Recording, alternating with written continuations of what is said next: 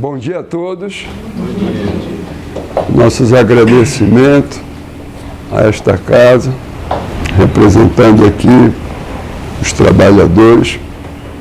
E nós da Cimasa estamos aqui hoje para trocar algumas ideias com você, ministrada pelo professor Takashi, onde a gente vai estar expondo algumas situações que nós sabemos que não é ainda do conhecimento de todos, e que nessa apresentação do professor Takashi, a qualquer momento, os colegas poderão levantar a mão, se manifestar e fazer as indagações devidas. O objetivo maior do professor estar aqui, levando esse seu conhecimento, é justamente dar a vocês aquele conhecimento que nós acreditamos ser uma das obrigações do Tribunal do Trabalho, no que diz respeito a algumas normas, algumas regras estabelecidas. E evidentemente que diante desse fato, eu não querendo me delongar, só agradecer ao Tribunal, a todos vocês que aqui se fazem presente, e aproveitar para passar as informações para que o professor venha fazer a devida apresentação. Eu queria agradecer ao nosso presidente, da oportunidade que nos está dando, e dizer que a Cimasa da Amazônia se sente muito honrada com esta parceria, com esse acordo de cooperação, de levar essas informações que é de suma importância, não só para casa, mas efetivamente a todos os trabalhadores. Então, obrigado, sejam todos bem-vindos, e agora eu passo a palavra ao professor Takashi para que ele possa, então, trazer o seu conhecimento. Obrigado a todos. Professor. Vamos lá. Bom dia a todos. Como foi falado, qualquer momento pode fazer pergunta e interromper à vontade, tá? Eu pertenço a uma organização chamada Rede Cimasa, que na verdade é uma rede de associações que está montada no Brasil. Hoje nós estamos presentes em praticamente 70 cidades hoje no Brasil. Ainda é pouco, em relação a 5.800 municípios, não é nada, mas são municípios de grande porte que nós estamos participando, Tá bom. E aqui em Manaus existe também Cimasa Amazonas, e em cada lugar está sendo montado esse tipo de organizações, tá? O que é a Cimasa, É Sistema de Monitoração Socioambiental no processo. Então, é um grupo de profissionais que vão trabalhar em cima de monitoração, confecção, acompanhamento sobre a questão socioambiental.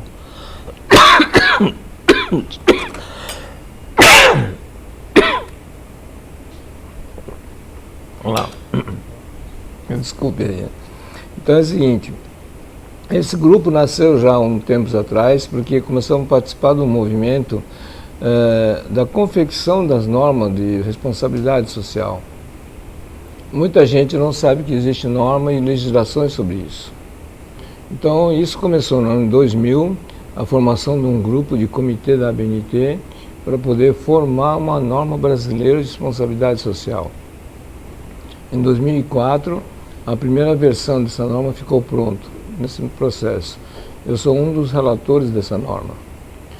E essa norma só não adiantava muita coisa, precisava ter outros complementos. Então, um complemento foi a norma de contabilidade.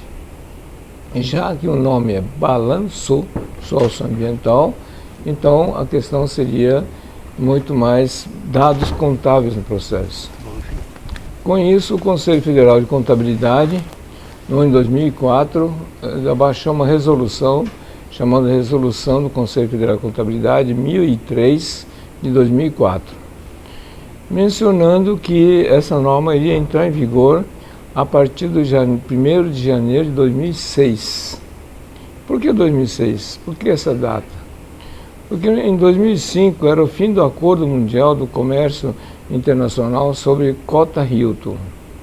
Então, como estava sendo feito esse procedimento desde a década de 55 e tinha um prazo que a cota Hilton estaria vigorando, né, até 2005, então em 2006 em diante começava a valer no mundo inteiro as novas barreiras não tarifárias no processo. Então, com isso, houve uma corrida geral para que as organizações se preparassem nesse mecanismo. Baseado nessa realidade, nessa situação, que foi proposto ao Comitê da ABNT do Brasil a formação da norma brasileira de responsabilidade social. E o Conselho também de Contabilidade, então, aceitou e fez isso e também entrou em vigor em 1º de janeiro de 2006. Só que ninguém lê norma, né?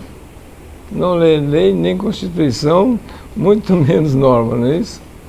Como o assunto dessa norma era um assunto extremamente complicado e o Brasil podia ser retalhado no comércio internacional no processo, então a proposta de fazer com que houvesse uma norma internacional foi o ponto de partida nesse processo. E para poder trabalhar na área internacional, existe um organismo chamado ISO. Então, o ISO é um organismo internacional que regulamenta tudo quanto é normatização no mundo inteiro.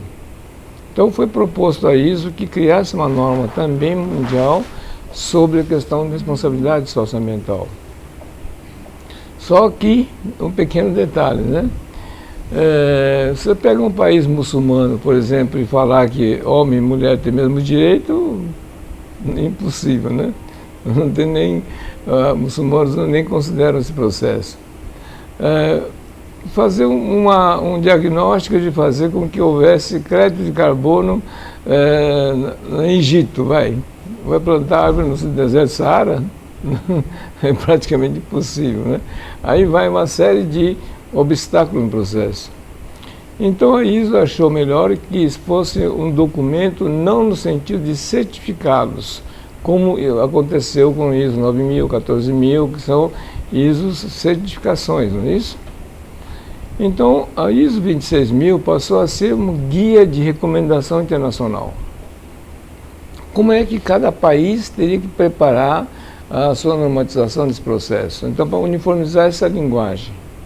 Então, com isso, o Comitê da ISO, em 2002, aceitou a formação de um grupo de estudo e trabalho sobre isso e ficamos 8 anos reunidos em vários lugares no mundo. Então, teve reunião na Europa, teve no Canadá, teve no Chile, teve na Austrália, Bangkok, em vários lugares no mundo, para que a gente pudesse sentar e ouvir aqueles pessoal daquela região, daquela situação, para ver o que poderia se encaixar nessa normatização. Foram 8 anos de trabalho. Sabe? E com isso, em 2010, saiu a norma ISO 26000, que é a norma internacional de responsabilidade social. É um guia para poder fazer as certificações do processo. E cada país, por sua vez, tem que fazer a sua normatização. Então, o Brasil já tinha feito a norma brasileira de contabilidade e a norma brasileira da ABNT. Então, como havia os dois documentos já, ela estava consolidada, né? Em outros países que não tinham, tinham que se virar para fazer. Quando começamos a discutir isso, nós começamos a ver uma dificuldade enorme sobre esse processo, porque cada país estava num estágio diferente. Então, por exemplo, um Brasil, vamos pôr, eu quero exportar um produto para a França, então teria que atender a norma francesa no processo. Se eu quero exportar para a Espanha, o vizinho lá, eu tenho que obedecer a norma espanhola, entendeu? Eu tenho que exportar para o Japão, teria que obedecer a norma japonesa. Então, o empresário não vai trabalhar, entendeu? Então a ISO 26000 fez com que houvesse uma espécie de uma linguagem igual para todo mundo. Então, com isso, a dificuldade foi justamente conversar com cada um desses países, estudar as legislações, as normas que eles já tinham feito. Então, como eu sou japonês, né, nascido no Japão, e fazia parte do comitê da ISO no processo, como o governo japonês estava participando desse processo, tinha uma comitiva japonesa, eles, vendo que era a Patrício que estava representando o Brasil, eles fizeram um compêndio dessas normas e leis que o Japão tinha feito já e me deu de presente e falou, olha, eu estou trazendo aqui uma série de documentos que o seu país já fez, né, que pode servir de guia para vocês aí no Brasil. Então, calhamaço de documento, né? O primeiro documento, quando a gente abriu a página e olhou, o que foi, né?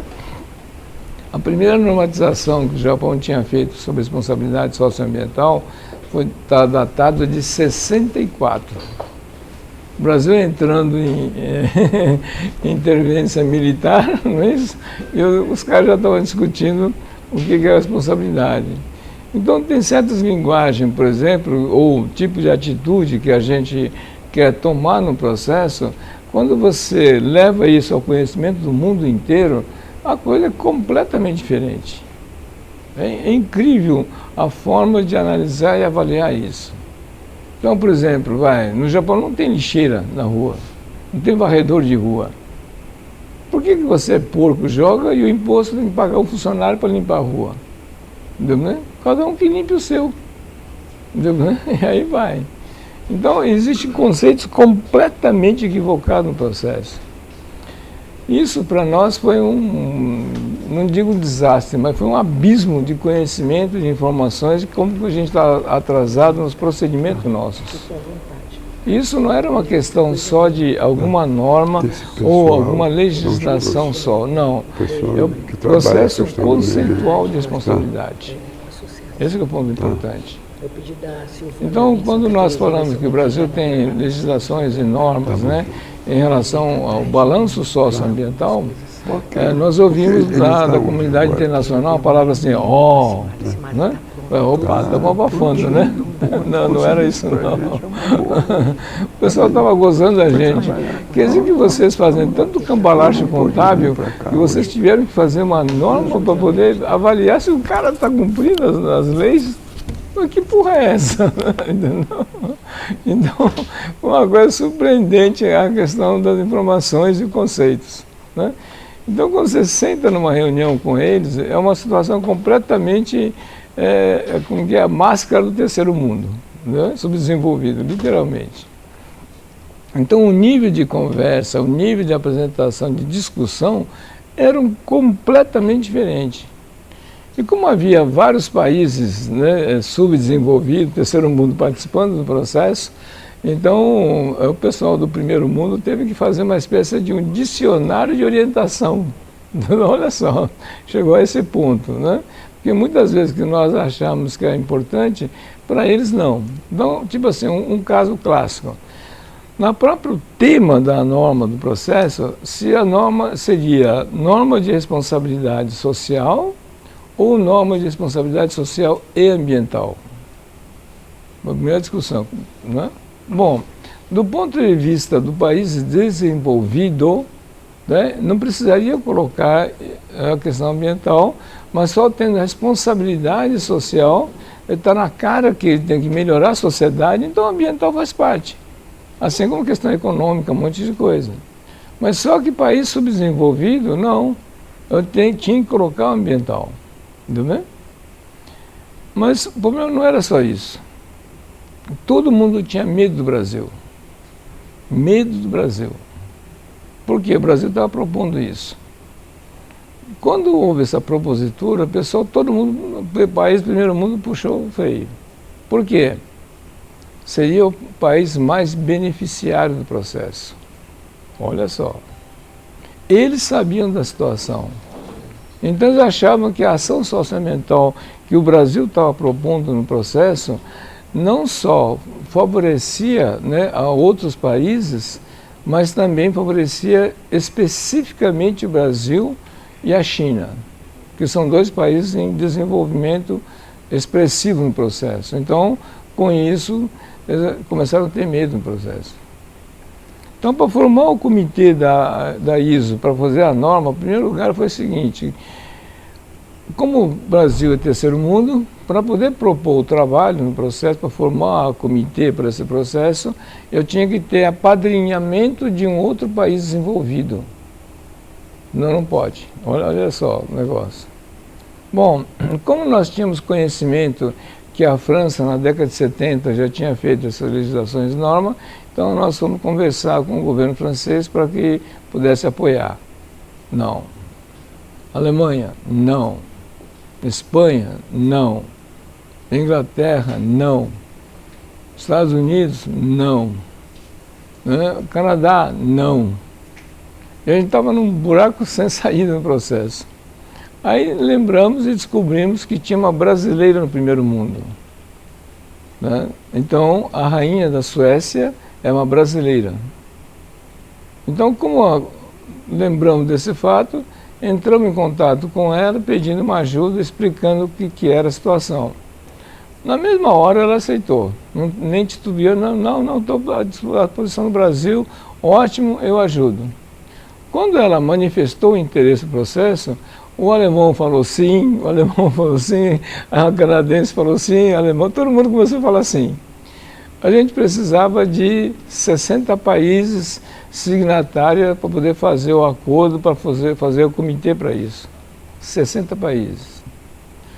Nós conseguimos 128 países.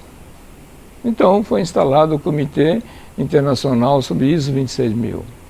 E aí começou o trabalho.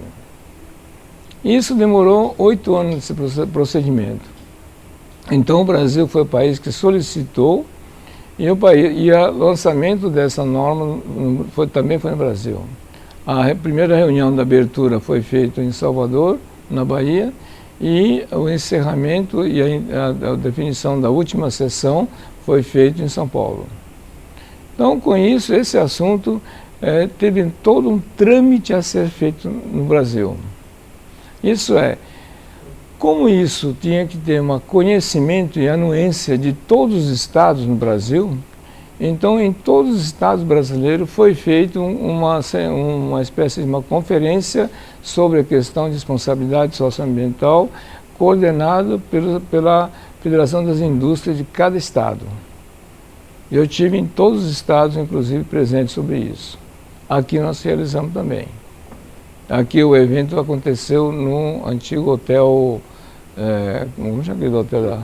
Tropical, isso. Foi feito no auditório de lá. Né? Então, em todos os estados foram feitos explicando essa necessidade, o que era essa questão da norma e propor a participação da sociedade civil para que pudesse acompanhar o desenvolvimento, para que a gente pudesse fechar uma redação nesse processo. E com isso a gente teve em todas as federações das indústrias no Brasil inteiro, e com isso a gente estava esperando participação do pessoal. Bom, a Amazônia era o menino dos olhos no processo. Ninguém deu pitaco de nada. Então, acabamos ficando meio que afastados nesse processo, né? E com isso, a própria atividade que estava sendo colocada aqui, que aqui teria uma condição excepcional em relação à Amazônia Legal no processo, infelizmente, nem aqui, nem no Pará, nem na Rondônia, nem no Acre, nenhum dos empresários dessas cidades que acompanharam as reuniões ordinárias realizadas aqui não se manifestaram e nem participaram do processo, infelizmente, né? Porque era um assunto meio estranho para o pessoal. Bom, com isso, quando ficou pronto em 2010 a norma internacional, então todos os países começaram a seguir esse mecanismo. Então hoje, se eu tenho algum tipo de material, algum tipo de necessidade, responsabilidade socioambiental, tem que obedecer às normas do seu país primeiro. Porque a norma do seu país, estando de acordo, em conformidade com a norma internacional, não me interessa o que a norma japonesa, a norma alemã, ou a norma espanhola faça no processo, porque tem que estar falando a mesma linguagem. Deu, né? Então não precisa pagar consultorias internacionais para ter certificados internacionais do processo. E o que um cara de um certificado internacional tem a ver com o Brasil? Nada. Por exemplo, hoje tem um modismo de que a certificação do SG é importante, tem gente pagando uma nota preta para ter uma certificação do SG, de governança, mostrando que a empresa ela não é corruptível, ou os atos dela não tem nada de corrupção no processo e mostra que tem transparência no processo. Só que é o seguinte, se não está obedecendo a norma brasileira, não adianta nada isso. Então a norma brasileira começou a ser mais detalhista no processo, tanto que as leis brasileiras, as normas brasileiras, foram consideradas no cenário internacional extremamente detalhista, né? E bom nesse sentido. Só que ninguém usa. Aí não adianta nada, entendeu? E um dos pontos cabe a questão do direito do trabalhador. Esse é um dos pontos-chave. Isso é, não só essa norma, mas tem um documento mais importante ainda, chamado a Constituição Federal. O artigo 7 da Constituição Federal é Direito do Trabalhador Urbano e Rural. E lá está descrito as ações que têm que ser feitas. Não importa qual tipo de categoria do quê. Nem tipo de empresa, nem tamanho de empresa, faturamento, regime tributário. E um dos itens chave do processo, e é onde tem um estrangulamento do negócio, é justamente quando tem o artigo 11 desse, o artigo 7, inciso 11 desse artigo da Constituição, que fala o quê? Os trabalhadores, tanto rural como urbano, têm direito à participação dos resultados das empresas. Bom, o próprio sindicato trabalhador também não lê a Constituição e nem quem está trabalhando sobre legislação trabalhista também está lendo a Constituição. Só que não é só a Constituição. Esse item foi regulamentado. E com isso foi inserido dentro da norma de contabilidade que chama Balanço Socioambiental, que é uma norma contábil, chamado NBCT 15 no processo, foi inserido como um primeiro item no processo. A pergunta é, as empresas estão fazendo distribuição de seus resultados com seus funcionários? A norma fala, seus funcionários, autônomos e aquelas que prestarem serviço a ela, terceiros. Muita gente a empresa terceiriza, não tem? Então terceirizou a limpeza, portaria, tal. Então não é só o funcionário da empresa que tem direito à participação. Aqueles que trabalharam junto com aquela empresa para atingir o objetivo daquela empresa, se ele é próprio ou terceirizado, não tem problema nenhum, ele prestou serviço nesse processo. Então ele também tem direito à participação. E a pergunta é, na homologação da decisão trabalhista está sendo considerado isso? Está sendo avaliado esse processo? Não, né? Outra coisa, existem os acordos sindicais, os PL da vida, um monte de coisa, que querem prevalecer desse acordo. E acham que esses acordos de dissídio têm validade legal. Não. Os dissídios, itens do dissídio coletivo que não tenha referência do legal ou contábil no processo, o acordo de dissídio vale. Porque não tem regulamentação. Mas quando está regulamentado e tem norma específica para isso, e lei específica, não vale o dissídio. Então essa é outra questão que surge dentro da área trabalhista no processo.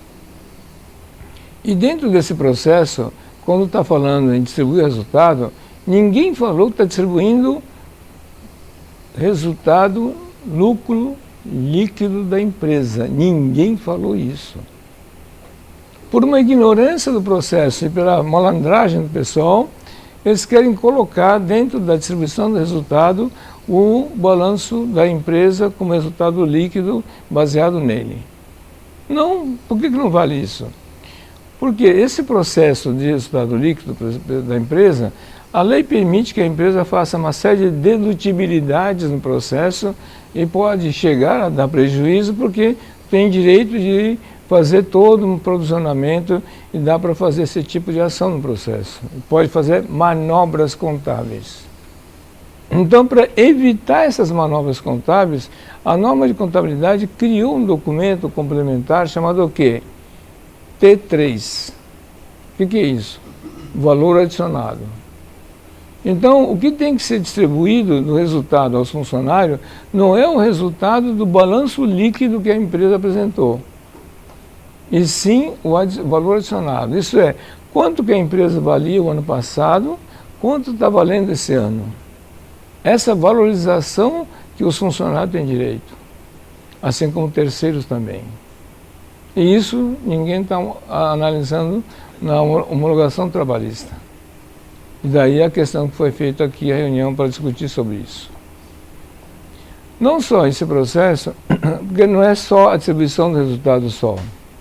Além disso, tem outra pergunta dentro de um processo que na ESG não prevê, né? Qual a participação dos funcionários na gestão da empresa?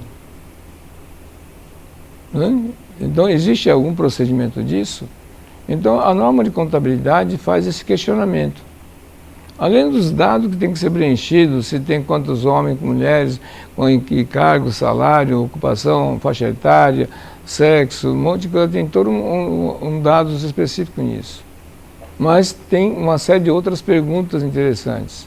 O caso do deficiente físico, vai. Entendeu? As empresas sabem que, por legislação, quem tenha mais de 100 funcionários tem que ter 2% de deficiente físico, não é isso? E, assim por diante, vai aumentando até 5% de deficiente físico. E não tem. E aí? Fecha o olho, fica por isso mesmo. Não é? Então, e existe uma série de formas de trabalhar com isso. Uma vez eu fui chamado para um evento que uma grande empresa multinacional, chamada Usiminas, lá em Minas Gerais, me chamou, que estava fazendo o balanço socioambiental, tinha feito o balanço socioambiental, e era uma empresa de grande porte, a primeira vez que estava acontecendo isso, e houve uma cerimônia de entrega dos demonstrativos do processo. E eles pediram para estar presente lá, que já que eu era representante da ABNT e sendo relator da norma, então caberia a gente analisar para dar um aval no trabalho deles. Bom, quando estava marcado para 7 horas lá, o voo que devia chegar às 5 na cidade, deu atraso, um monte de coisa, acabamos chegando às 7 horas, já estava iniciando o evento, né? Então saí do avião diretamente para a participação do evento no processo. Aí quando eu vou ocupar um lugar na mesa, o presidente da Usiminas me dá um livrão grande, assim, lindo, papu de capa dura, sobre balanço socioambiental da Usiminas e me deu um exemplar. E ele falou assim, o senhor veio para comentar isso. Aí, filha da mãe, por que não manda essa porra antes, né? Bom, a sorte minha, eu tinha um monte de gente na minha frente falando sobre o documento que eles fizeram, então deu para começar a dar uma lida, né? Aí comecei a dar uma folhada naquele documento. E um ponto me chamou a atenção. A empresa, na época, tinha quase 5.000 funcionários, e havia escrito que tinha 34 deficientes físicos contratados pela empresa. E havia uma menção que a meta no ano seguinte era manter o 34. Pô, que eu cedo pela lei, de se tem quase 5.000 funcionários, 5% daria 250, não é isso? Então, quer dizer que está falando que não obedeci o ano passado, né, lei trabalhista, ainda estou colocando como meta não obedecer, pô. Então, quando eu vi aquele negócio, eu falei, não é possível, pô. Né? Bom, aí quando passaram a palavra para mim, eu falei para o presidente, posso fazer crítica sobre esse documento? Não, o senhor é bem-vindo, o senhor é o homem que tem que fazer as críticas, então toda crítica é bem-vindo, não sei o que, tal, velho. Bom, vou repetir para ele, posso criticar? Pode, deve, mas tá bom, então vai. Aí foi assim, fala uma coisa, vocês viram agora, eu chegando aqui correndo na última hora, não deu para a gente analisar direito, mas houve alguma mudança da lei trabalhista nesse período? Ontem ou hoje, alguma coisa? Falei, não. Tem certeza? Não. Quer dizer que então eu coloco no documento que eu não obedeci uma lei trabalhista no ano passado e eu coloco que não vou obedecer, isso é responsabilidade? Entendeu bem? Aí todo mundo, como é que é? Começaram a ver o livro que ninguém tinha lido, né? Então, só uma observação. Se você não teve jeito de ter esse pessoal, pelo menos devia mencionar no relatório dizendo o seguinte, fazer uma observação no rodapé dizendo o seguinte, olha, nossa obrigação seria 250 funcionários, nós não conseguimos atingir essa meta, só temos 34 hoje, mas o valor correspondente à multa que teria sobre cada funcionário não trabalhado no processo, então estaria sendo inserido o custo dessa multa para montar um centro de treinamento e capacitação de deficiente físico e vou atingir essa meta de 250 daqui a 2, 3, 5 anos que seja. Tudo bem? Se você tivesse feito essa anotação, meus parabéns, você é responsável. Agora, esse documento, do jeito que está no processo, infelizmente não tem valor nenhum. Né? Bom, você já viu a situação do presidente, né? O presidente da empresa simplesmente levantou, pediu desculpa, ele falou assim, eu não sabia, minha equipe não sabia que tinha essa profundidade no negócio, porque foi contratado um especialista para fazer o balanço socioambiental, e o cara achou-se bam, que entende tudo socioambiental e paga para mim que eu faço o relatório para ficar bonzinho da empresa, entendeu? E ao contrário, não teve nenhum suporte, né, jurídico nem nada, então você está demonstrando total ignorância e desrespeito às leis. Entendeu? Esse é o ponto-chave. A empresa, lógico que com isso, sofreu um baita baque sobre isso, né? Na manhã seguinte, quando eu saí do hotel, antes, dentro da cidade, tinha um monte de outdoor na cidade inteira, dizendo empresa responsável social e ambientalmente, aquelas fotos com um trabalhador com EPI branco, todo capacete branco, lindo de morrer, né? Aquelas fotos de cachoeira correndo, borboleta voando, sabe que negócio lindo? Na manhã seguinte, todos os outdoors da cidade foi arrancado, estava branco. Todinho, passaram a noite inteira tirando fora. Né? E o presidente da empresa recolheu todos os relatórios que foi entregue aos prefeitos, o pessoal todinho que foi dado, pediu desculpas de que iria então refazer o trabalho conforme a recomendação das normas. Né? Passou por um apuro desgraçado. Só que esse cara teve uma sorte desgraçada. Porque num ponto mais importante do processo, que é o impacto ambiental, que uma siderúrgica, né, imagina o impacto, não é isso? O negócio é feio no processo. E aí, quando começou a discutir isso, chegou-se à conclusão que houve um erro através do engenheiro ambiental no cálculo do procedimento do passivo dele. Isso é, como ele era uma siderúrgica, ele recebia minério bruto, ele tinha que derreter e transformar em chapa o perfil do lado de cá. Tá, então o que aconteceu? Do 100% do passivo ambiental dele mesmo era só 10%. 70% do passivo era do fornecedor da matéria-prima dele, a mineradora.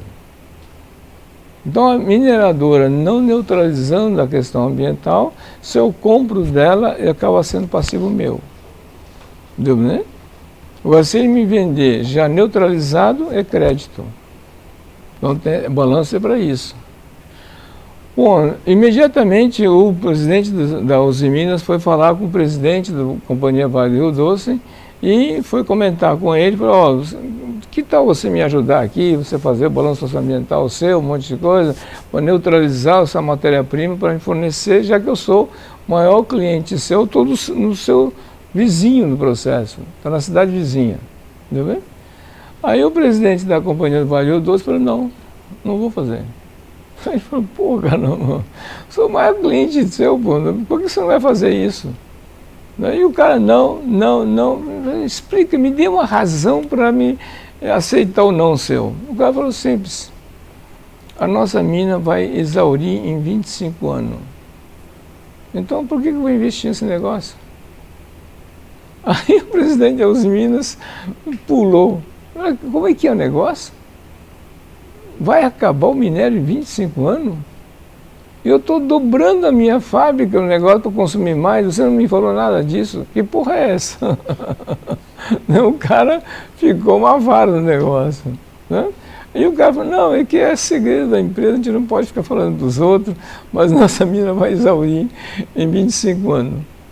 Bom, isso fez com que aquela questão social e ambiental, que era só um certo atrito no processo, mudou a concepção desse problema e ela foi parar na presidência da Uzi Minas e foi tirado da unidade de Ipatinga e foi para a matriz em Belo Horizonte, com que a diretoria pudesse sentar e debruçar sobre isso. E nessa história toda, o que ele descobriu? Descobriu que um dos grandes clientes dele comprava as bobinas de Ipatinga e levava para Betim e fazia estamparia para a Fiat, fornecia para a Fiat. E que nesse serviço havia uma rebarba que sobrava algo em torno de 20% a 25% de rebarba como sucata. Mas era sucata já de chapa, não de minério puro, entendeu? Então o que acontecia? Essa empresa mandava por uma laminadora fundo do quintal que derretia aquela chapa e fazia outra vez a placa e vendia. Entendeu? Então, na verdade, a Usiminas estava perdendo 25% daquele produto no processo. Já que a planta industrial, para poder fazer o galpão, estava pronto, para trazer as máquinas de novas fundição no processo, já que estava com isso pronto, então, com a história da falta de minério, não adiantava nada fazer esse processo. Então, chamou essa empresa que estava em Betim, que estava fazendo estamparia para a Fiat, e falou assim, você não quer vir fazer aqui no meu galpão? Aí você economiza o transporte. De levar a bobina para você, poder pegar a sucata e depois mandar para o outro. Você fazendo isso, a sucata eu compro de você mesmo. Eu coloco no meu forno. Entendeu? Bom, com isso mudou toda a concepção industrial de uma planta chamada Usiminas. Bom, essa empresa de estamparia que estava atendendo só a Fiat no processo, com esse processo saiu muito mais em conta o produto final. Automaticamente a empresa começou a prestar serviço para GM, Toyota, Honda e Volkswagen. Então, imagina o valor da empresa de estamparia que subiu. Entendeu? E por sua vez também, o que aconteceu? A própria Usiminas é aqueles 25% a 20% de sucata que estava sobrando, ele estava beneficiando para ele mesmo. Então, com isso, reduziu a perda e aumentou os créditos ambientais dela. Tudo bem? Professor, quer trazer? Diante do que você...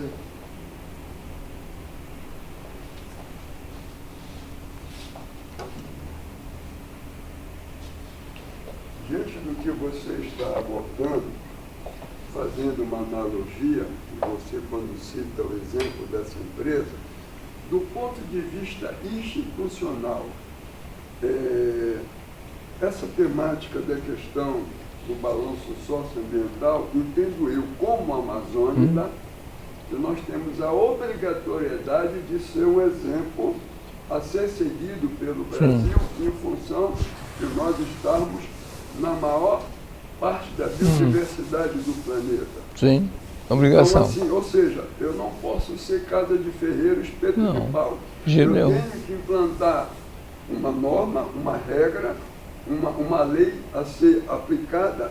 A lei já existe, a norma já existe. Ao cumprir isso, na verdade, as empresas instaladas aqui vão reduzir o custo e ganhar um crédito violento a nível mundial. E por nós estarmos na região, nós temos essa obrigatoriedade. Não só obrigatoriedade, nós temos essa possibilidade desse crédito não utilizado. Então, tá? amigo, vejamos Trazer o quadro. a importância que nós temos dentro de um contexto, por estarmos numa região de maior biodiversidade do planeta, e que nós precisamos disseminar essa política ao restante do Brasil. Talvez seja esse vocês teriam, como vocês estão no meio do bioma amazônico no processo, então além da Zona Franca de Manaus no processo, se tivessem feito ou ter atitudes em relação a esse processo, as empresas instaladas aqui poderiam estar ganhando muito mais no processo. Foi interessante que todo o procedimento da empresa mudou tudo. Aí um dia, encontrando com o diretor da Usiminas, no aeroporto, ele brincando comigo, falou assim, japonês, você me deu um chute no saco meu naquela noite, né? Mas graças a isso, hoje sou um dos diretores estratégicos da empresa, porque mudou todo o perfil dos negócios da empresa. Tá? E toda a legislação que foi feita nesse processo não foi no sentido só de prejudicar o patronal. Não, exatamente o contrário. As empresas que respeitarem a questão socioambiental toda a legislação tributária do imposto dela foi feita para poder ajudar a empresa a pagar menos impostos, por incrível que pareça.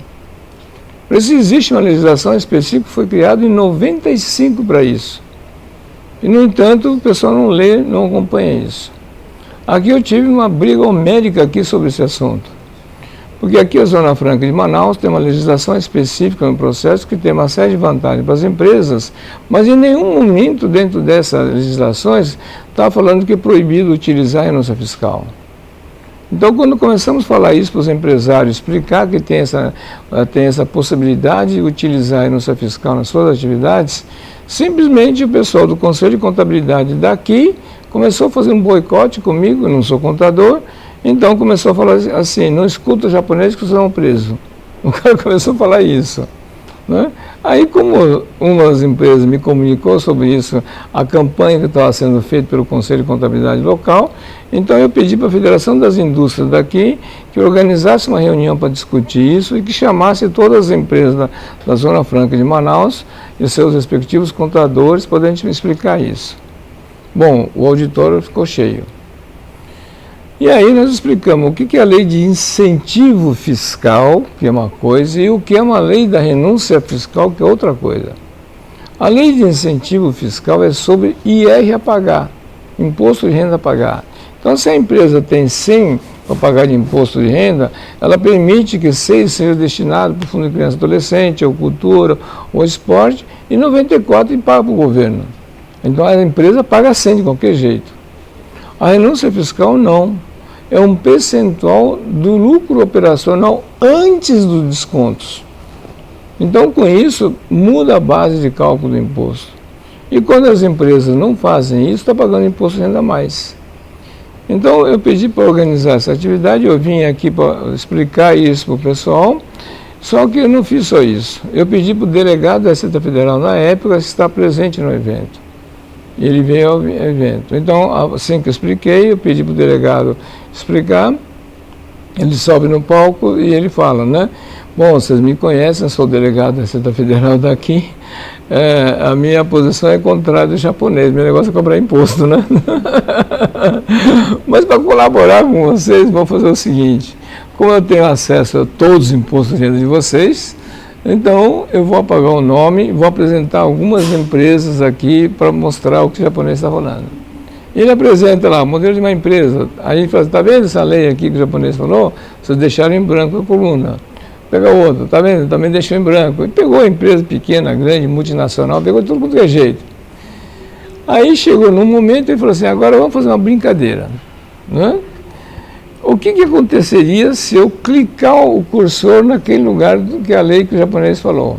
Ele clica lá, tchum, no imposto já feito na empresa, aí simulando o cálculo do processo. Aquela empresa, por não ter utilizado a renúncia fiscal, pagou 34,4% de imposto de renda a mais. Tá, então, a pessoa levou um susto. Nós estamos com esse evento em 2010. Então ele falou assim, agora sim, 2009 já está fechado, então deixa eu dar uma olhadinha o que aconteceu em 2009 com as empresas da Zona Franca de Manaus. Ele entra na internet, faz o cálculo dele, apresenta o que aconteceu. As empresas instaladas na Zona Franca de Manaus no ano de 2009 pagaram 2 bilhões e 800 milhões de imposto a mais. Aparece na tela o número. Aí ele fala o seguinte, eu, em nome do governo, só tenho que agradecer a colaboração de vocês, meu muito obrigado pela contribuição e continue assim, tá? E encerrou o negócio. Aí literalmente tive que comer o rabo do cara do Conselho de Contabilidade que estava presente no auditório. Né? Eu falei, se você fosse meu contador, a primeira providência que eu iria fazer é o quê? Entrar com uma ação para caçar seu CRC. Segundo ponto, ia apurar quanto de prejuízo que eu levei, que você me induziu ao erro, e eu entraria com ação para pedir indenização sua. Bom, acabei virando inimigo número 1 de contadores aqui, né? Isso não teve jeito, né? O que nós estamos falando? É que com a necessidade de cumprir uma série de ação para o trabalhador, então foi feito o seguinte, eu tenho uma empresa aqui, Então eu tenho uma série de exigências que o dissídio coletivo, a legislação trabalhista obriga a empresa a cumprir. Então, por exemplo, medicina e trabalho. Então, exame admissional, demissional, você tem que, a empresa é obrigada a fazer, não é isso? Se tem um funcionário, tem 1000 funcionários, tanto faz. Eu tenho que ver a questão dos uniformes, uniforme da manutenção. Eu preciso ver alimentação. Eu preciso ver a questão de transporte. Tá? Eu tenho que ver também a questão de saúde do trabalhador. Não só exame, mas tratamento oftalmológico, dental, um monte de coisa que preciso fazer. Não é isso? Além disso, eu preciso ver a compra de EPIs. Não é isso? Também eu tenho que ver também a questão de eu tenho que pagar 13º salário. Tá? Eu tenho que ver a questão do pagamento das férias. Eu tenho a questão das multas rescisórias, não é isso? Tem que pagar, não é? Eu tenho que pegar a licença de saúde. Então, os primeiros 15 dias do trabalho acidentado, um monte de coisa, o governo tem que pagar, a pessoa pela licença de saúde, um monte de coisa, não é isso? Tem que fazer pagamento. Tá. Como é que se diz aqui? Então, hoje são obrigações, tem outras obrigações conforme o dissídio coletivo definido naquele grupo, não é isso? Esse aqui é o pagamento direto que a empresa tem que fazer para essa situação aqui. Então, é um benefício trabalhador no processo aqui, que está em todos os acordos no processo aqui, igual para todo mundo. Não importa se é empresa pequena, média, aqui, regime, tem que fazer essa coisa, não é isso? Para poder fazer esse processo aqui, então foi criada uma lei federal 9.249 de 95, tá? Se vocês olharem o artigo 13, parágrafo 2º, vocês têm o inciso 2 e 3 que nos interessa. O que é isso? O inciso 2, ela fala o seguinte: as empresas podem destinar 1,5% do lucro operacional da empresa antes das deduções para investir em educação e pesquisa. Educação aos seus funcionários, aos seus trabalhadores, fazer com que haja pagamento de bolsa de estudo, para melhorar a qualidade de vida do trabalhador. Mas pesquisa, se ele precisar fazer algum tipo de pesquisa, que o seu produto está inadequado ou não sabe como trabalhar no mercado, ele pode ter vários tipos de pesquisa. Mas além disso, aqui no inciso 3, ela fala que mais 2% do lucro operacional é para beneficiar o trabalhador da empresa doadora, seus dependentes e a comunidade onde atuarem. Só que esse pagamento aqui não pode ser feito diretamente da empresa no processo. Ela tem que passar por uma associação. Então, muitas empresas têm associação de funcionários, um monte de coisa, que só serve para fazer piscina, churrasco, jogo de futebol. Porra, o cara não sabe como trabalhar com isso. Então, se todas essas despesas aqui, em vez da empresa pagar direto, mas fazer com que essa operação seja paga pela associação dos funcionários no processo aqui, o que a lei me permite? Que a associação envie uma nota fiscal total dessa despesa aqui, que vai entrar como despesa operacional convencional, e por ser uma associação de interesse público, o governo, a Receita Federal criou um documento chamado IN 87/96. Esse documento ele vai usar no momento que vai declarar o imposto de renda. Então não precisa ser no exercício. Porque as empresas, agora em maio, por aí, que terminam a declaração do imposto de renda e fazem a entrega entre abril e maio, normalmente, de cada ano. Então, na verdade, a apuração do exercício passado, 23, que não utilizou esse processo, pode utilizar ainda agora no processo.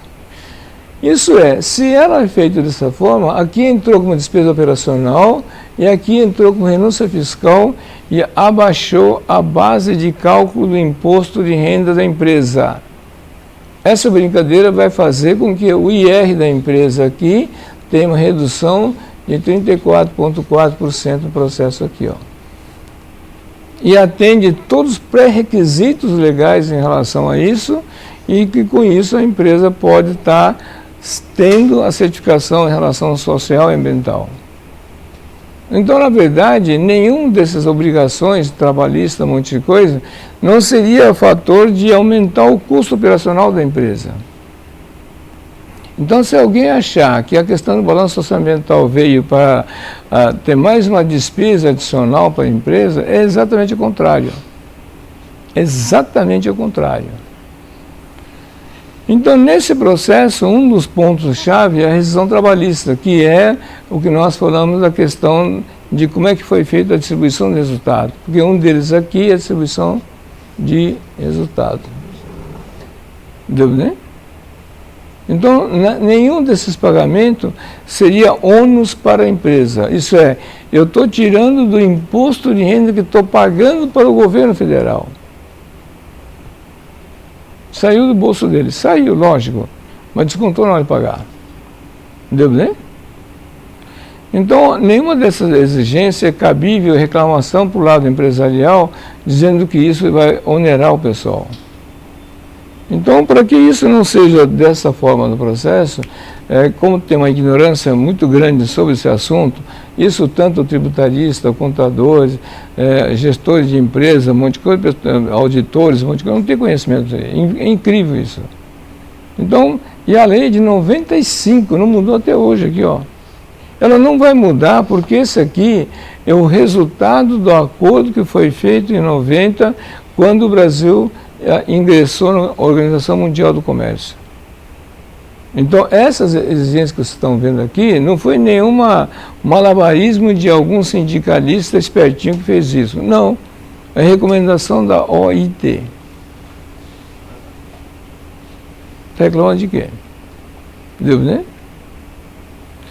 Então, o que está acontecendo hoje é que cabe a cada um de nós, tanto do lado patronal, do lado de trabalhador, assim como entidade de classe e profissionais da área jurídica de trabalhista no processo, eles têm que ter o conhecimento dessas leis nesse processo e, principalmente no caso do tribunal, quando vai fazer homologação trabalhista nesse processo, tem que observar esses detalhes, que infelizmente não está acontecendo isso. O assunto está passando sem consideração. Isso não é só vocês aqui não, tá? No Brasil inteiro. O primeiro estado que fez um trabalho mesmo sério sobre isso foi Paraná. O ano passado foi feito um termo de ajustamento de conduta entre os sindicatos dos trabalhadores que unificou, o sindicato patronal e o Ministério do Trabalho no processo. Então foi feito um acordo, de tal maneira que a partir da segunda quinzena deste ano em diante, vai ser exigido o balanço socioambiental nas rescisões trabalhistas. Entendeu, né? Então vai ser considerado isso.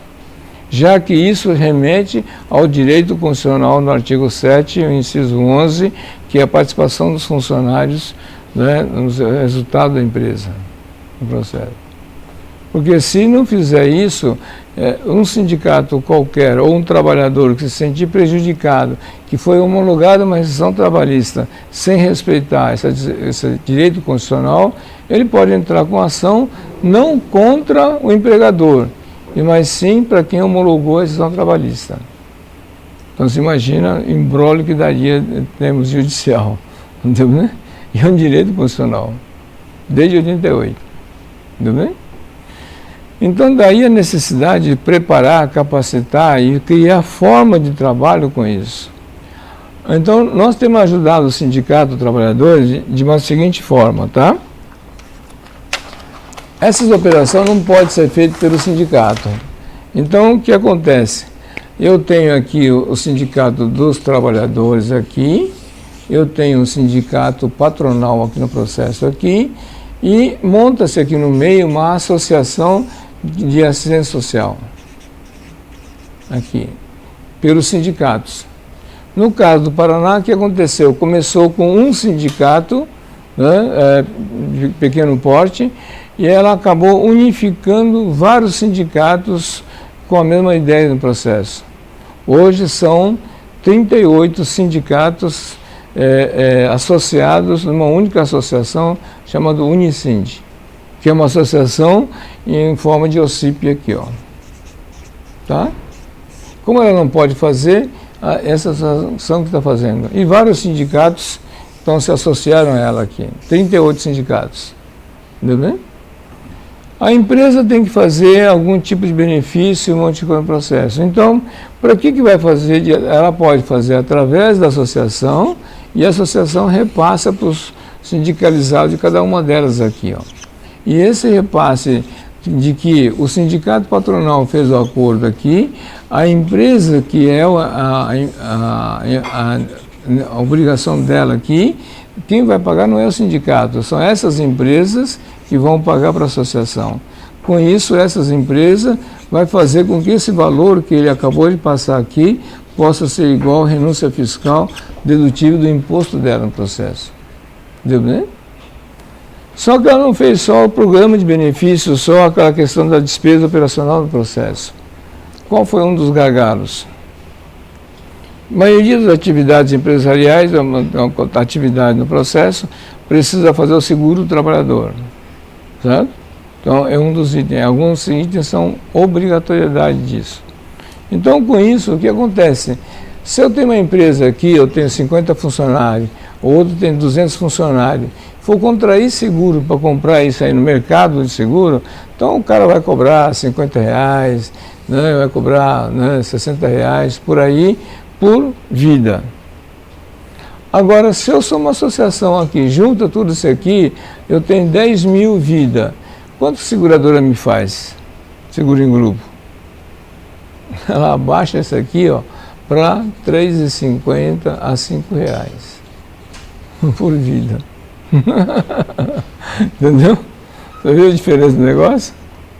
Então, eu vou negociar não 50 vidas ou 200 vidas, vou negociar 10 mil vidas. A seguradora me pede isso. Só que quando a empresa me paga, para mim eu posso pagar a seguradora aqui, quando ela faz esse pagamento, isso aqui é dedutível do imposto dela. Então não pagou porra nenhuma a empresa, entendeu? Ela simplesmente adiantou, mas na hora de pagar o imposto tirou. Entendeu bem? E todo mundo está com seguro barato. E todo mundo fica com seguro, sem nenhum choradeira no processo. Entendeu bem? Eu posso fazer isso com saúde do trabalhador, mas um outro fator que eles fizeram aqui foi montar centro de treinamento. Por quê? Todas as empresas aqui, qualquer que seja o ramo da sua atividade, tem que treinar os funcionários antes de ocupar os cargos, não é isso? Agora, se tem treinamento empresarial, indústria, por exemplo, eu tenho que ter uma indústria simulada. Vou contratar um torneiro mecânico, tá? Eu boto um torno na mão dele e ele não sabe o que fazer, não sabe nem como ligar, pô. Entendeu bem? Se eu dou um torno mais moderno, com CNC, com computador, piorou ainda, não consegue nem ligar também, não é isso? E tem muito trabalho de risco no processo. Então tem muitos trabalhos que tem normas que orientam em relação ao trabalho de altura, não tem? Então, por exemplo, assim, qualquer trabalhador que esteja acima de 2 metros do solo tem que ter um treinamento, não é isso? Bom, se é pintor, se é eletricista, se é da construção civil, instalador de placa, não interessa. Está acima de 2 metros, eu tenho que treinar. Como é que você vai treinar esses caras? Tem que pagar para alguém treinar, não é isso? Então, com isso, dentro da associação aqui, das empresas com a necessidade, eu monto um centro de treinamento e as empresas selecionam seus funcionários e mandam aqui para ficar internalizado 1 semana, 2 dias ou 2 meses, o que for necessário, o treinamento dele, para que ele seja treinado para poder colocar ele no mercado. Entendeu? E esse custo também renúncia fiscal dedutível do imposto. Entendeu? Então, com isso, encontrou-se uma solução no qual contemplou o Sindicato de Trabalhadores e o Sindicato Patronal no processo. E todo mundo está cumprindo as normas sem nenhum tipo de alavanco, briga, coisa parecida. Não precisa ficar discutindo outras questões de direitos. Entendeu bem? Um caso típico desse processo aqui, que nós temos também, dentro dessas atividades aqui, tem um negócio chamado uniforme. uniforme a empresa tem que fornecer para o funcionário e tem que dar manutenção também. Porque antigamente as empresas davam uniforme, o funcionário levava para casa, vai lavar na sua casa, não é isso? Não, a empresa é obrigada a recolher, lavar, esterilizar conforme a atividade, empacotar e fornecer para o dia seguinte. Não é isso? Tem que ter esse tipo de atitude. Então o que aconteceu? Esse uniforme aqui não é só entregar o uniforme, tinha que dar manutenção. Então foi criado aqui uma associação que trabalha com uniforme. Então o que aconteceu? Compra-se o tecido, a empresa escolheu o tipo de design, do estilo, de moda do uniforme, tipo de aplicação de adesivo ou de bordado, um monte de coisa. Escolheu o processo, a associação compra o material, esse material é comprado pela empresa aqui, entrega para a associação, ela faz a costura e entrega para a empresa aqui. O que aconteceu? A compra de uniforme e a manutenção dela passou a ser renúncia fiscal da empresa. Deu, né? Dedutivo do imposto dele. Então, com isso, acabou fazendo com que o custo do uniforme tivesse uma redução violenta. Porque se eu contratar uma empresa de uniforme, e essa empresa de uniforme vai buscar as costureiras, as fraccionistas nas suas casas no processo, a gente chama de mão de obra de escravo, mão de obra branca de escravo no processo, e ainda por cima tem tributos sobre isso. Sobre o uniforme eu tenho IPI, ICMS, PIS, CONFINS, tem tudo. Se é feito via associação, zero de tributo.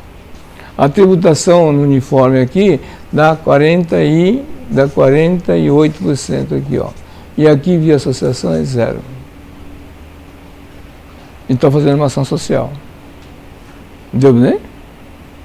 Então a compra desse uniforme aqui, para essa empresa que vai fazer o balanço socioambiental, ele vai entrar como crédito social dele. Então não precisa ficar fazendo frescurado, que a gente chama no processo, não é? E nós temos uma ideia equivocada de que benemerência e assistencialismo fosse responsabilidade. Nada disso. A norma nacional e internacional deixou bem claro, não é? Benemerência e assistencialismo não é responsabilidade. Por isso que a norma chama responsabilidade. A empresa tem que ter uma postura sensata, legal, responsável pelas suas atitudes. Isso tem que ser transferido, demonstrado num documento chamado Balanço Socioambiental. E essas ações, infelizmente, o pessoal não está tendo esse tipo de conhecimento e atitude. Pronto. Professor, nós tivemos aqui há uns 3 anos atrás um bairro aqui no Amazonas, aqui em Manaus, que sofreu um incêndio. 500 famílias ficaram desabrigadas, e aí houveram algumas empresas que foram lá, deram o colchão, deram o rancho e tal. Então isso não seria responsabilidade, isso seria simplesmente de benemerência. Isso. Então isso, para efeito de lançamento contábil, não pode lançar ela como ação social. Ela pode ser lançada como despesa e acabou. Tudo bem? Ela não era para ela fazer isso. Se ela quisesse fazer isso de uma forma correta, quem é que tem no município, que não tem um negócio chamado Conselho Municipal de Ação Social? Não tem um conselho. Lá está, o setor empresarial está presente, o setor trabalhador está presente, as entidades estão presentes. Ali, por isso que foi formada uma lei municipal de conselho. Eu posso doar esse dinheiro para o conselho, ou o conselho me dizer, olha, eu quero tantos colchões, eu quero tantas fogões, o que ele precisa, tudo bem? Aí, atendendo a essa necessidade deles, eu posso comprar material. Agora, se a empresa acha que precisa, e ela supõe a necessidade e quer fazer, quem sabe se tem outra empresa com a mesma ideia. E não estou nada, gasto 2 vezes o dinheiro numa porcaria que a gente chama, tudo bem? Então, a responsabilidade socioambiental, as ações de assistencialismo, um monte de coisa, não tem valor nenhum. Né? E não só isso, tem coisas obrigatórias a fazer. Por exemplo, aqui, vai. Né? Eu sei que a casa está querendo fazer, está buscando fazer o balanço socioambiental. Tá. Vamos começar pela despesa que está acontecendo aqui, por exemplo, é conta de energia. Né? Você tem 1 kWh que tem que pagar, tal, então você pode fazer uma campanha para reduzir, para todo mundo apagar a luz, não sei o que, para economizar. Mas por mais que você economize, você tem um valor que você vai ter que pagar, não tem? Agora, esse kWh que você gastou, eu tenho que considerar isso, quanto que isso deu de impacto ambiental. Então, eu, consumidor, tenho que neutralizar esse valor. A conta de luz vem 1 kWh marcado para essa finalidade. Eu preciso saber como é que os funcionários, cada um de vocês que vem trabalhar aqui, como que eles vêm das suas casas, como é que eles vêm para o trabalho, como que eles voltam. Esse passivo de quem que é? Do contratante. Né? Então, aí vai. Então, tem uma série de ações que tem que ser incluídas nesse mecanismo e isso que tem que ser observado tecnicamente nisso. E tem fórmula de cálculo. Então, o prédio aqui, tem um prédio, foi uma construção aqui. Ele impermeabilizou o solo, né? Chove, esse pedaço do solo está impermeabilizado. Como é que você vai neutralizar isso? Então, eu tenho um solo aqui, eu tenho uma edificação aqui. Então, muita gente, a moda agora, o que é? Pegar o telhado, a calha dele aqui, faz uma cisterna embaixo aqui, e a pessoa fala assim, faço o reuso da água, não é isso? E todo mundo fala, não, meu prédio é sustentável, faça o reuso da água. Aí eu falo, babaca, acho que você não conhece norma. Não adianta nada. Reuso da água, somente por reuso da água, eu falo que é simplesmente lei de Gerson, para levar vantagem. Para você pagar menos conta de água. Só isso. Por quê? Quando a chuva cai aqui no solo, aqui, o que acontece? Uma parte da água infiltra aqui e forma aqui embaixo o que é chamado lençol freático. Não é isso? E o excesso da água que vai embora aqui, ó.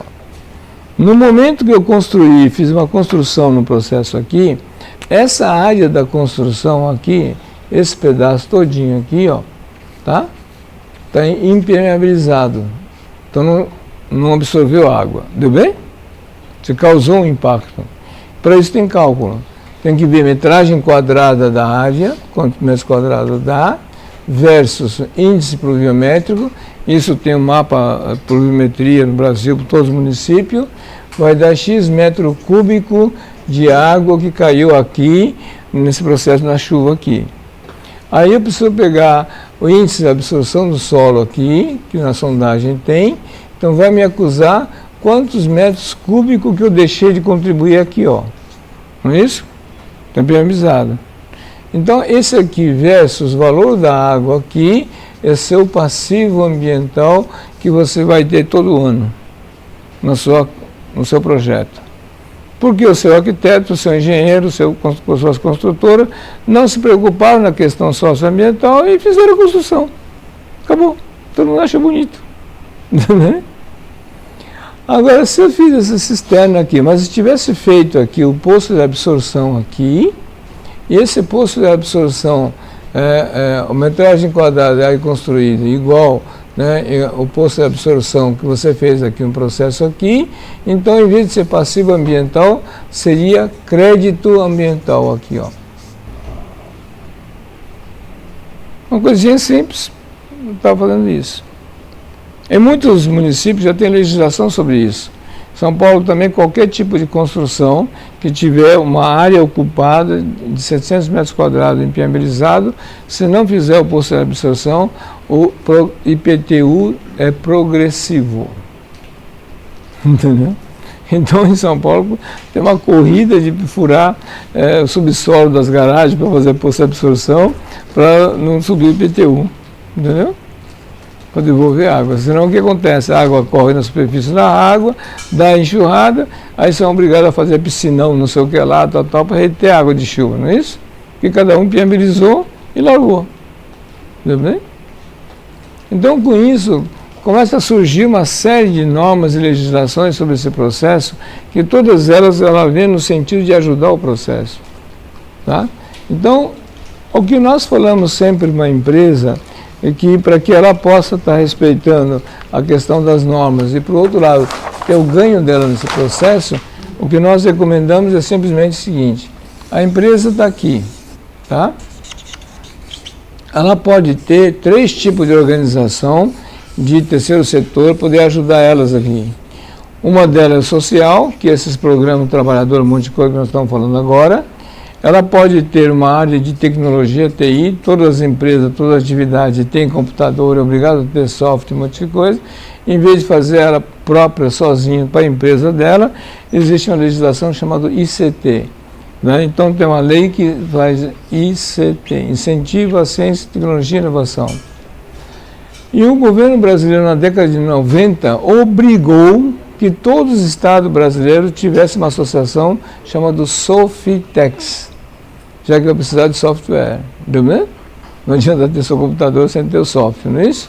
Então, como vai precisar disso, para essas empresas não serem empresas tributáveis no processo, o governo obrigou a criar o Sofitex, que é uma associação, e com isso ela pode prestar serviço para as empresas, e as empresas, ao pagarem para o Sofitex, elas têm vantagem tributária.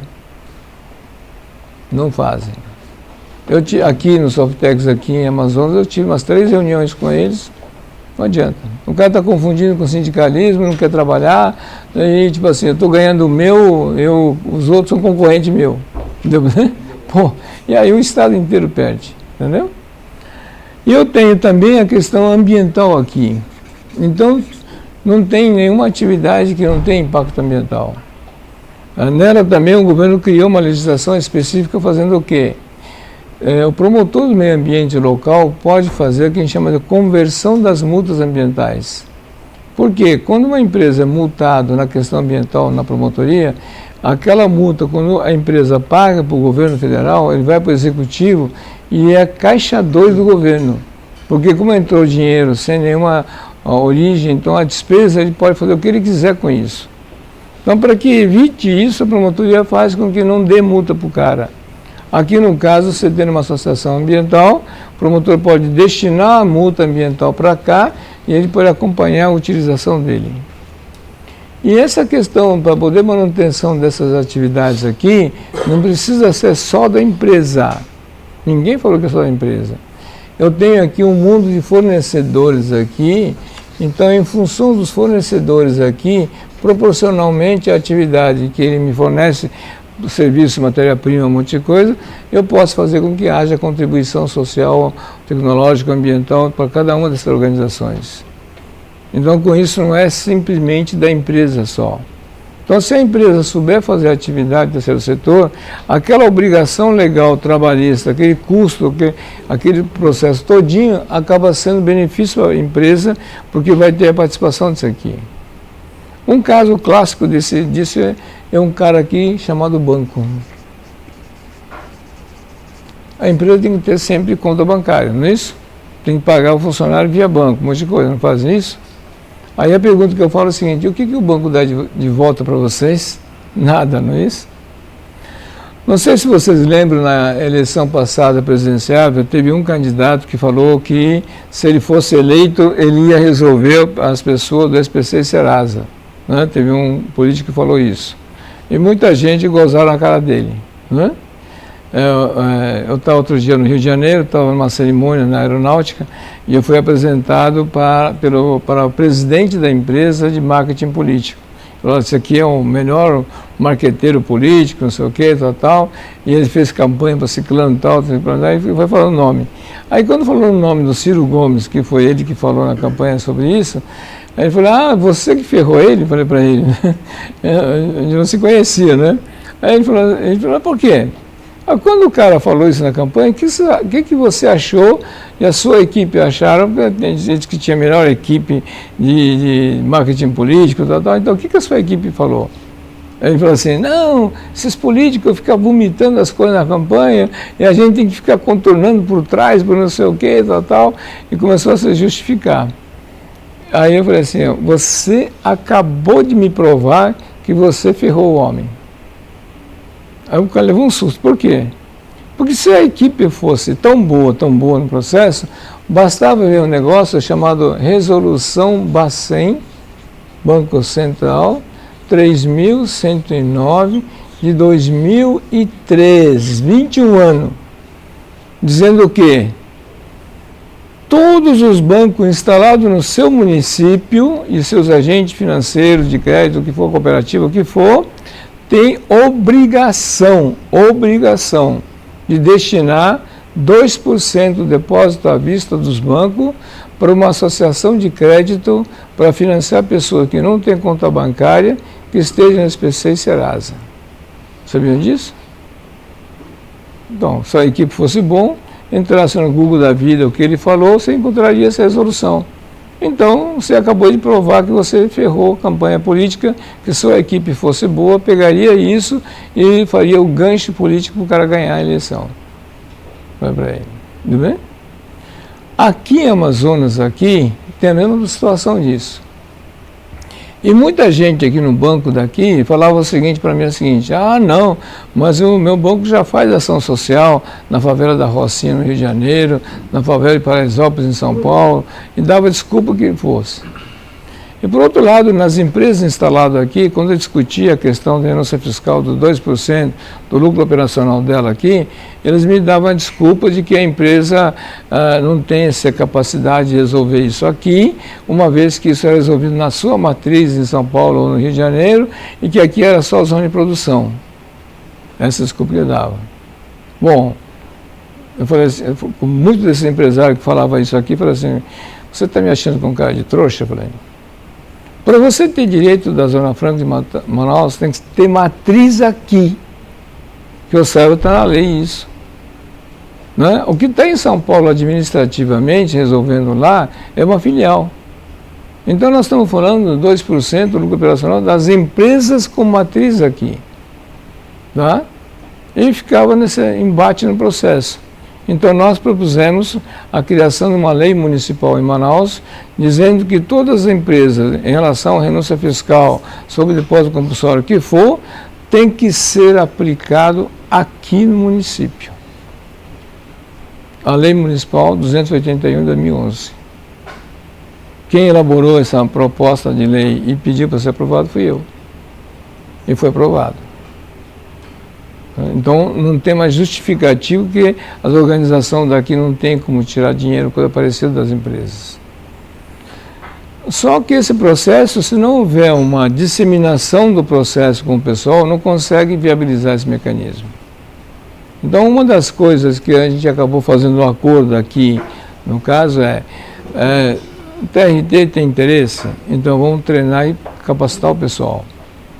Como é que nós podemos fazer com que esse assunto seja abordado agora com o pessoal do Sindicato dos Trabalhadores, com o Sindicato Patronal no processo? Então é o próximo passo que nós vamos fazer. Sentar com o Sindicato dos Trabalhadores, mostrar que tem essa forma, existe mecanismo para isso precisa criar estrutura para essa atividade. Então hoje, infelizmente, não está aqui agora o Marco, né? Do Estramonte, que é um sindicato que nos trouxe aqui nessa discussão no processo, nós estamos fazendo com que, em vez dos sindicatos daqui montarem uma outra associação qualquer para fazer o trabalho nesse processo, que traga uma associação já pronta para poder se instalar aqui no município, para poder trabalhar com isso. Então, esse tipo de operação nós estamos discutindo com ele para fazer. Esse ano nós vamos implantar aqui. De tal maneira que os sindicatos que não têm como fazer em relação à parte legal, essa associação hoje está com a sua sede lá em Maringá no processo, tem trabalho no estado do Paraná, então nós queremos trazer ele para cá para poder fazer essa mesma operação, já que tem a participação do Tribunal Regional do Trabalho do Paraná e tem também os sindicatos patronais e trabalhadores do Paraná também. Entendeu bem? Não.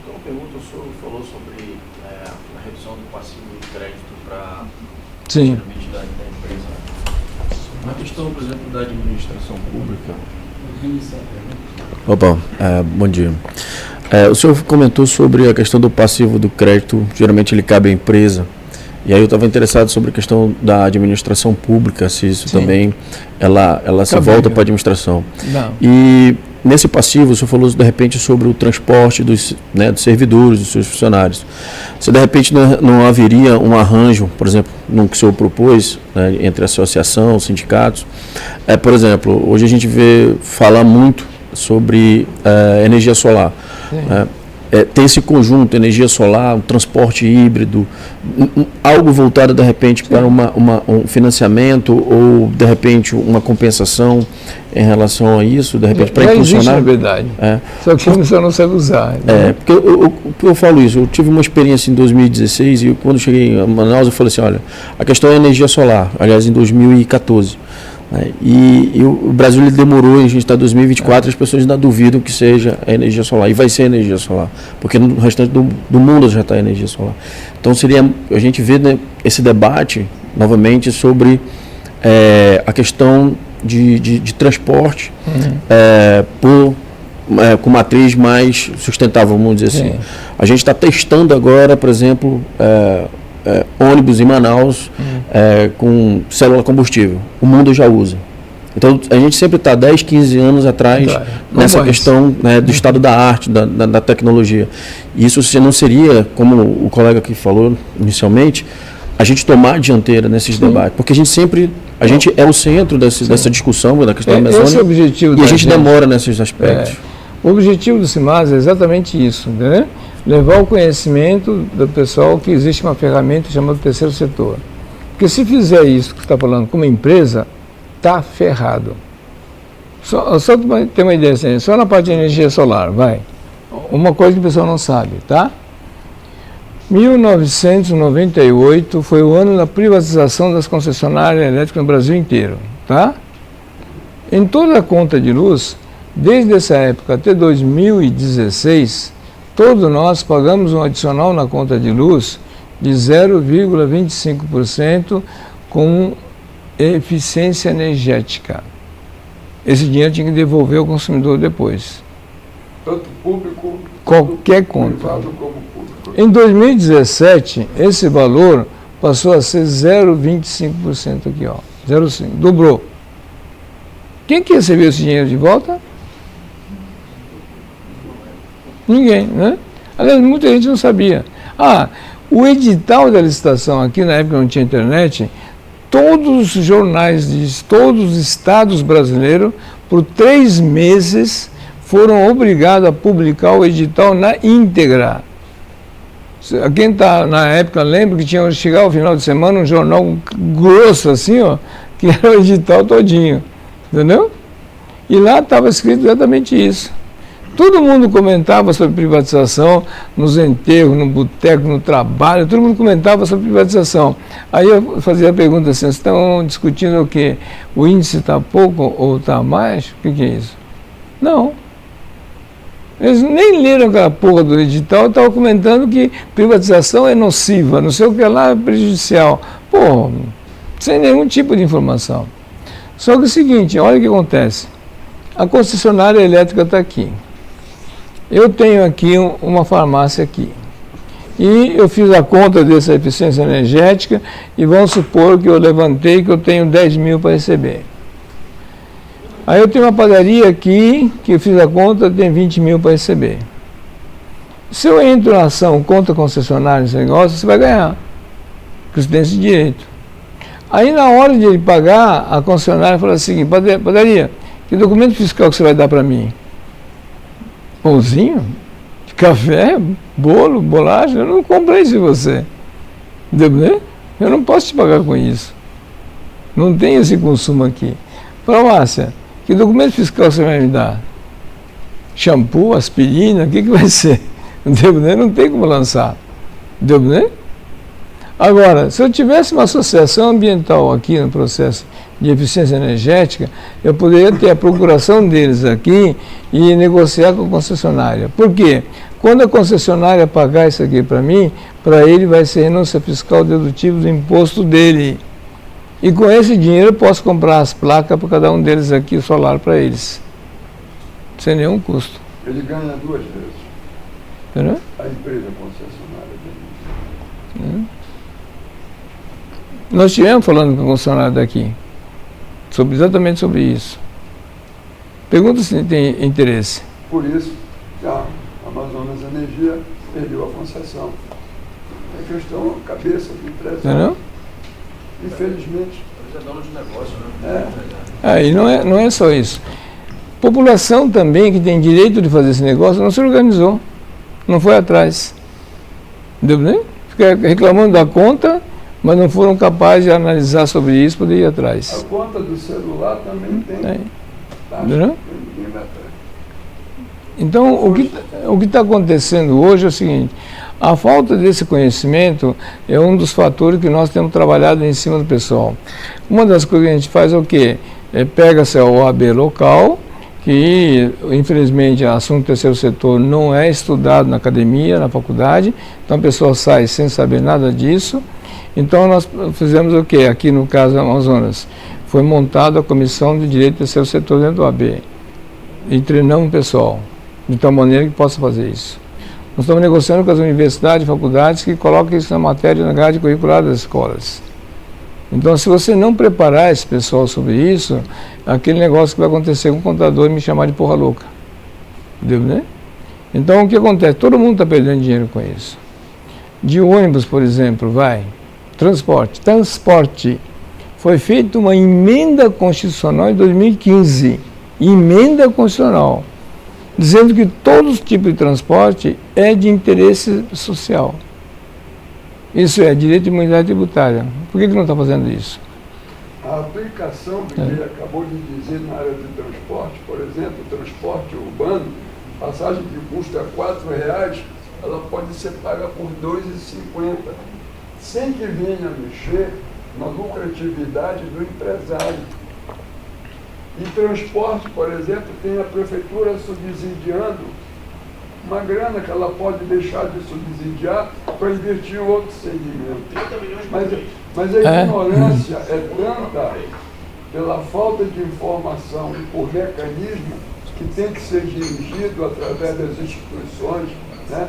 Vocês também teriam uma responsabilidade, pelo fato de não conhecer o fato, mas que é possível... E só para ter uma ideia de vocês, nós tivemos com o pessoal, que é a operadora de transporte, que é o sindicato patronal deles, nós tivemos com o pessoal do município que controla a concessão, nós tivemos com a Defensoria Pública daqui, mostrando isso, tá? Só cagaço, literalmente, tá? Só isso. Falta só ir agora para a promotoria e para poder botar publicamente isso. Isso hoje está sendo subsidiado pela prefeitura, um valor enorme no processo, sem necessidade. E não quer dizer com isso que esteja contribuindo para a melhoria do transporte ou está trocando ônibus, um monte de coisa. Às vezes é difícil fazer o óbvio.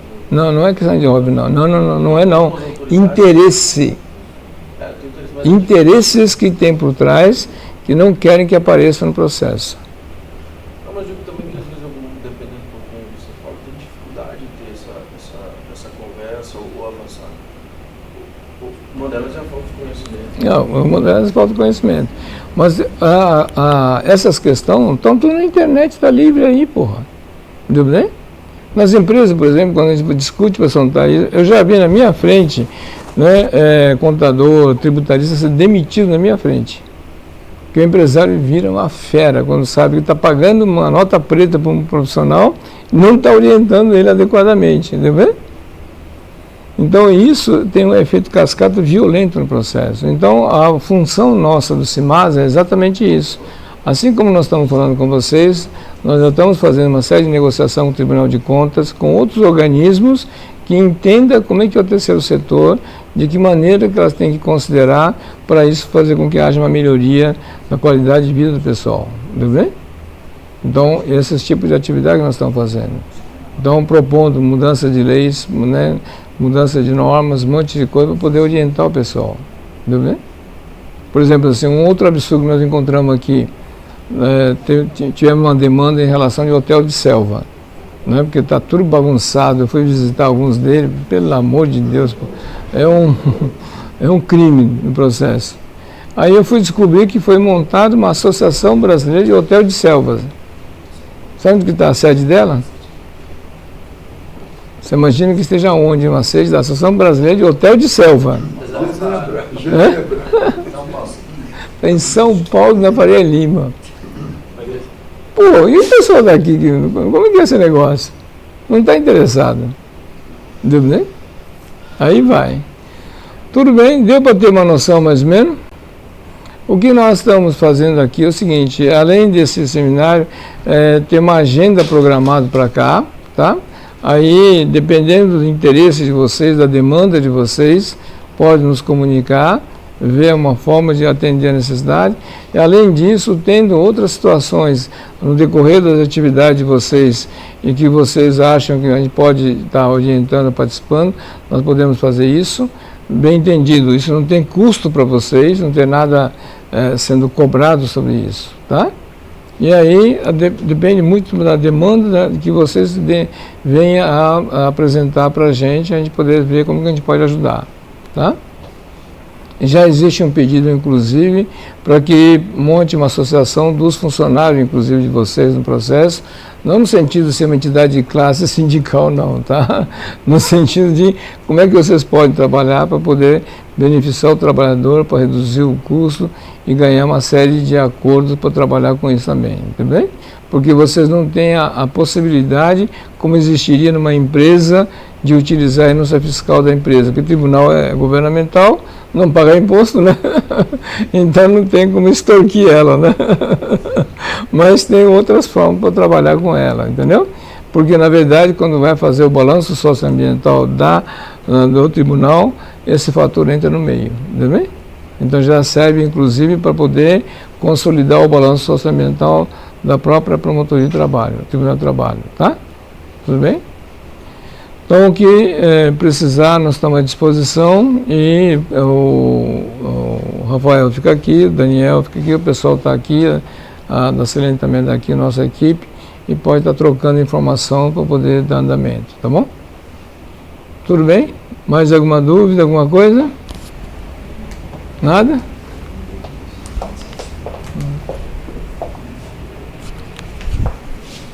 Bem, amigos, queria agradecer mais uma vez a oportunidade de nós estarmos aqui discutindo de um assunto tão importante que muito tem a ver com as atividades diárias de vocês, ressaltando que esse trabalho nós começamos também a fazer no Tribunal Regional do Trabalho em Belém, na 8ª região, e lá tem um agravante porque todos nós sabemos que o Pará será sede da COP30.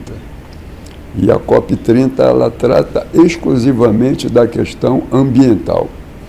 Imagina se fazer uma festa, receber 126 países que compõem a ONU para um evento internacional e nós não fazermos o nosso dever de casa, né? Imagina os discursos das pessoas falando quando nós não praticamos aquilo que foi feito, que foi acordado, oriundo do Tratado de Paris, que tratava das questões das mudanças climáticas e, porquanto, a questão ambiental, e de nós sediarmos um evento da qual nós não cumprimos com isso. E nós, sim, amazônidas, nós temos a obrigação e o dever de sermos o protagonismo da implantação dessa metodologia, dessa filosofia que irá beneficiar todos nós. Então, queria agradecer a equipe, as pessoas que participaram, ao nosso amigo aqui, ao Vicente, do prazer de estar um pouco com vocês, e a gente se coloca à disposição a todo e qualquer momento de continuar caminhando. Nós temos um acordo já assinado com o TRT, na qual o professor Takashi estará todos os meses aqui e a gente debatendo outros segmentos em outras áreas, mas tudo voltado para o interesse do próprio tribunal, tá? Então, obrigado a todos, obrigado ao professor Takashi que se dispõe e nos colocamos à disposição, tá bom? Então, meu muito obrigado e até o nosso próximo encontro. Essa aqui é uma página que a gente tem também no Instagram. Aqui tem vários já assuntos gravados, tem mais de 500 gravações aqui. Tem por tema, está gravado isso, pode assistir. Isso aqui é uma live que a gente faz uma vez por semana, toda segunda-feira, às 19 horas, tá? Ela tem meia hora de apresentação e o restante é debate, perguntas que o pessoal faz, tá? E aqui tem mais de 500 gravações feitas aí, então vale a pena dar uma olhada. Esse aqui chama Universidade do Terceiro Setor, tá? Aqui dentro também tem curso para formação de auditor, tá? Se quiserem fazer o curso é pago no processo, mas sendo associado conosco no processo, via Cimasa, a gente pode liberar o acesso para vocês assistirem, tá? Então tem 2 cursos aqui, de formação de auditor e a questão do balanço socioambiental, tá? Da norma, em relação à norma também, tá? Então vale a pena dar uma assistida e ver. Nós temos uma série de outras gravações de atividades já feitas no Brasil inteiro, então se quiser acompanhar, só pegar no Google da vida e colocar o meu nome, Terceiro Setor, vai aparecer um monte de coisa, tá? Então, o que tiver de interesse é só dar uma acompanhada, tá? Bom, obrigado a você, então.